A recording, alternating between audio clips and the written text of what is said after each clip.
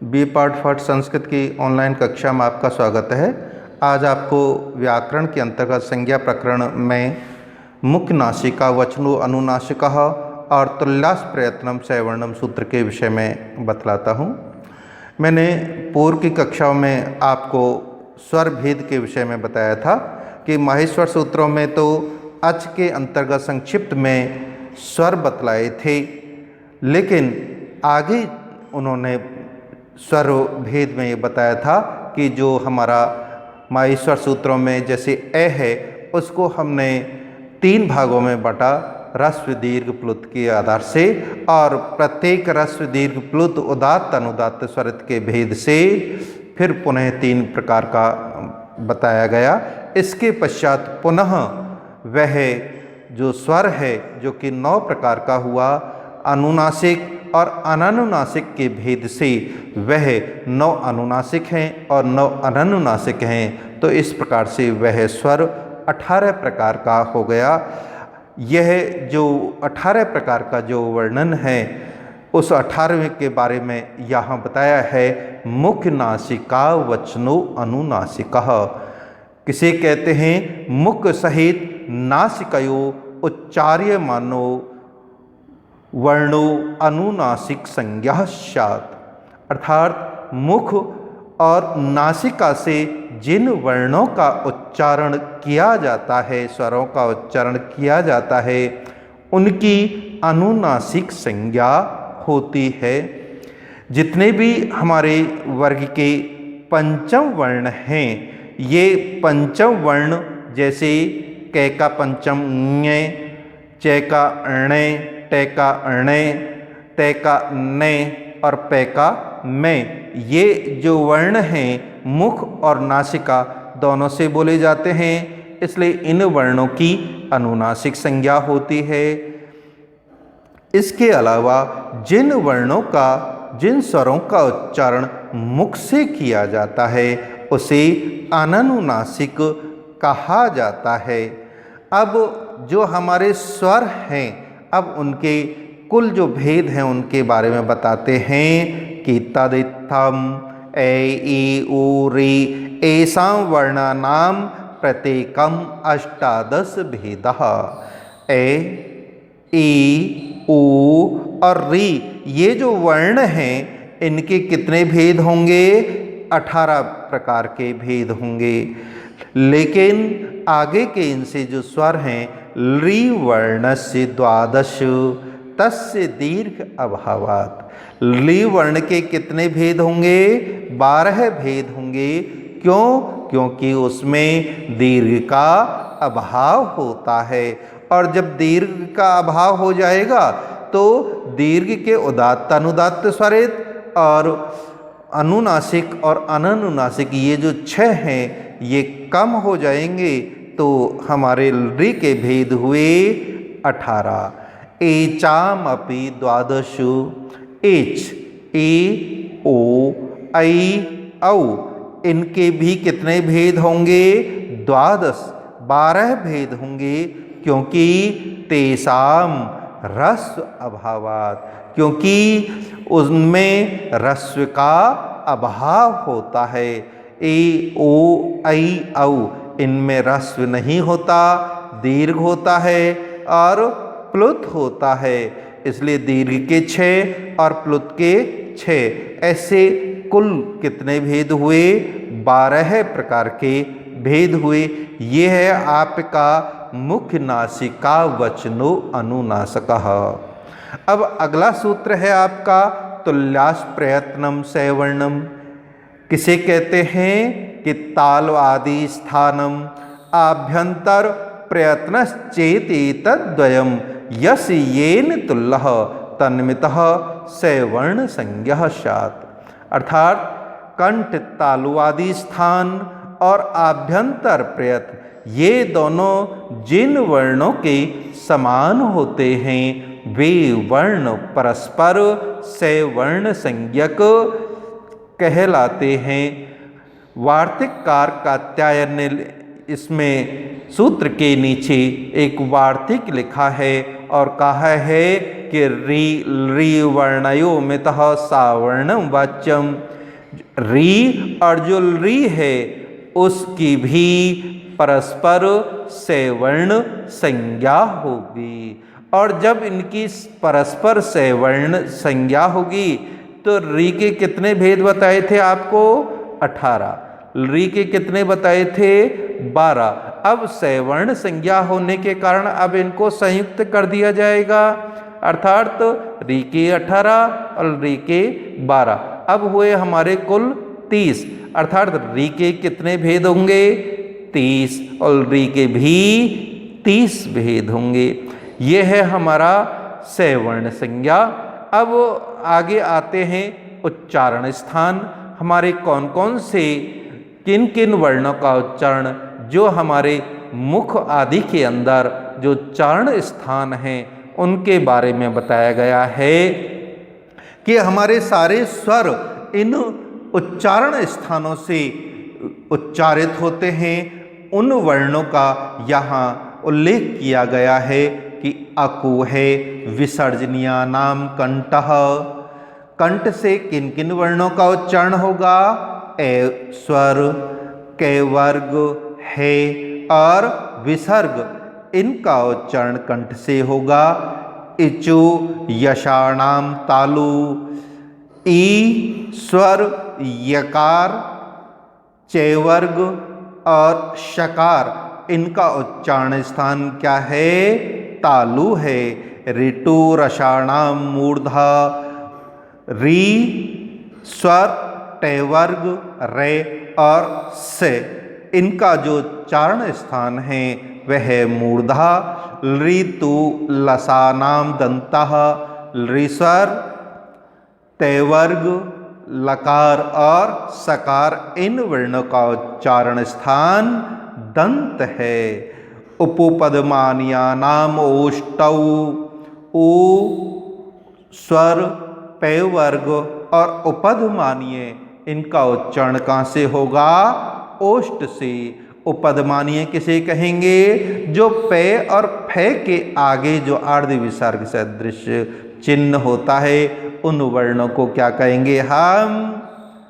उपध मानिए। ञे, में, ङे, णे, ना, नाम, नासिका, चे, ये जो वर्ग के पंचम अक्षर हैं ये, में, ङे, णे और ने, इन वर्णों का उच्चारण नासिका से होता है। ए दैतो कंठ तालु, ए और ऐ, इन वर्णों का उच्चारण कंठ तालु से होता है। ओ दौतो कंठोष्टम, ओ और औ, इन वर्णों का उच्चारण कंठोष्ट से होता है। वकार से दंतोष्टम, व का उच्चारण दंतोष्ट से होता है। जिह्वा मूलीय, जिह्वा मूलम, जो जिह्वा मूलीय है अर्थात के और खे के आगे जो अर्ध विसर्ग चिन्ह होता है उसे क्या कहेंगे? जिह्वा मूलीय। उसे उसका उच्चारण जिह्वा के मूल से होता है। और नासिका अनुस्वारस्य, अनुस्वार का उच्चारण किससे होगा? नासिका से। ये है हमारे उच्चारण स्थान। अभी आपको जो पूर्व सूत्र में तुल्यास प्रयत्नम सवर्णम में ये बताया कि कंठ तालुवादि स्थान, तो यहाँ जो स्थान है कंठ तालुवादि स्थान उनका वर्णन तो ये हो गया और आगे बताया आभ्यंतर प्रयत्न। अब आगे इसी सूत्र में प्रयत्नों के बारे में बताया जाएगा कि जैसे हम कोई भी वर्ण उच्चारित करेंगे तो उसके लिए हमको प्रयास तो करना पड़ेगा और वो प्रयास दो प्रकार का होता है। आभ्यंतरो बाह्यस्य, आभ्यंतर प्रयत्न और बाह्य प्रयत्न, आद्य पंचधा। अब इनमें से जो आभ्यंतर प्रयत्न हैं वो कितने प्रकार के होते हैं? 5 प्रकार के होते हैं। स्पृष्ट, ईसत स्पृष्ट, ईसद विवृत, विवृत और संवृत भेदात, ये 5 प्रकार के हैं। स्पृष्ट प्रयत्न, ईषत् स्पृष्ट, ईषत् विवृत, विवृत और संवृत के भेद से। अब ये जो 5 प्रकार के हैं वो किन किन वर्णों के हैं उनके बारे में बताया जा रहा है कि तत्र स्पृष्टम प्रयत्नम स्पर्शानाम।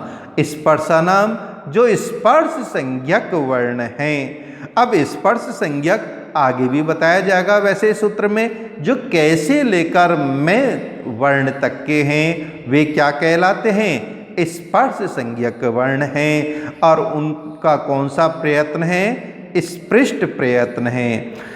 अगला है ईषद स्पृष्ट अंतः स्थानम, और जो ईषत् स्पृष्ट है जो अंतस्थ वर्ण है। अंतस्थ का तात्पर्य ये, रे, ले, वे, ये जो 4 वर्ण हैं इनको हम अंतस्थ वर्ण कहते हैं। और इनका कौन सा प्रयत्न है, ईषत् स्पृष्ट। ईषद विवृतम ऊष्मणाम, जो ऊष्म संज्ञक वर्ण हैं, अर्थात शल, तीनों शकार और है ये किस में कहे जाते हैं, ऊष्म संज्ञक कहलाते हैं। और ये कौन से प्रयत्न हैं, ईषद विवृत। और विवृतम स्वरणम, और जो स्वर वर्ण हैं उनका कौन सा प्रयत्न होगा, विवृत प्रयत्न होगा।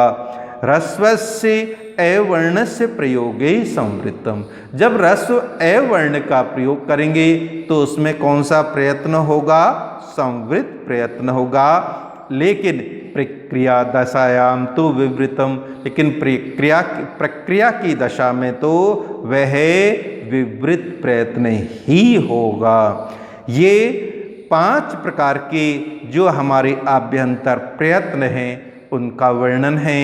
अगले प्रयत्न जो दूसरे नंबर का है बाह्य प्रयत्न, वह कितने प्रकार का होता है, बाह्य प्रयत्नस्तु एकादशधा, कि बाह्य प्रयत्न 11 प्रकार के होते हैं। उनके नाम हैं विवार, संवार, श्वास, नाद, अघोष, घोष, अल्प प्राण, महाप्राण, उदात्त, अनुदात्त और स्वरित। ये हमारे बाह्य प्रयत्न के 11 भेद हैं।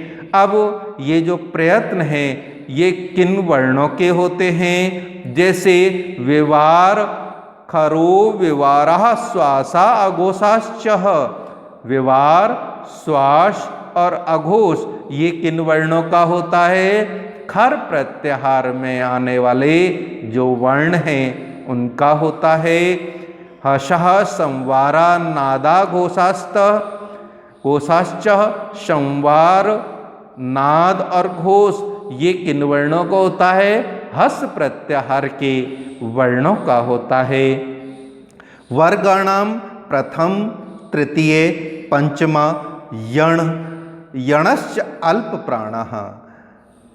अल्प प्राण किसे कहेंगे, अब हमारे जैसे सारे व्यंजन वर्ण हैं जो कि प्रत्येक पंक्ति में, जिनको 3 भागों में बांटा है हमने, स्पर्श, अंतस्थ और ऊष्म। और स्पर्श में भी प्रत्येक पंक्ति में जो 5 वर्ण हैं उन 5 वर्णों में से, जैसे कै में 5 हैं, चे में 5 हैं, टे में 5 हैं, ते में 5 हैं, पे में 5 वर्ण हैं, उनमें से वर्गाणाम प्रथम, तृतीय, पंचमा, वर्ग के जो पहले वर्ण जैसे के, चे, टे, ते, पे, इसी तरीके से तीसरे वर्ण और पंचम वर्ण जहाँ हो साथ में ही यण प्रत्याहार के वर्ण हो, उनमें कौन सा, अल्प प्राण होता है। लेकिन वर्गाणाम द्वितीय, चतुर्थ को शलश्च महाप्राणा। लेकिन अब इनके अलावा और जितने भी हमारे व्यंजन वर्ण बचे हैं, जैसे स्पर्श संज्ञकों में कौन कौन से बचे हैं, द्वितीय वर्ण और चतुर्थ वर्ण। इसके अलावा और सारे व्यंजनों में लास्ट के जो शल प्रत्याहार के वर्ण हैं वे। ये वर्ग के दूसरे, चौथे और शल प्रत्याहार के वर्ण ये क्या कहलाएंगे? महाप्राण कहलाएंगे। अब जो आपको पूर्व में बता दिए, जो हमने उनके बारे में बताया जा रहा है कि के आदयो में अवसानः स्पर्शः, कैसे लेकर में पर्यंत तक के जो वर्ण हैं उन वर्णों को हम क्या कहेंगे? स्पर्श संज्ञक वर्ण कहेंगे। यणो अंतस्तः, और जो अंतस्थ वर्ण हैं, कौन कौन से हैं अंतस्थ वर्ण? यण प्रत्याहार में सम्मिलित ये, वे, रे, ले, इन वर्णों को हम अंतस्थ कहते हैं।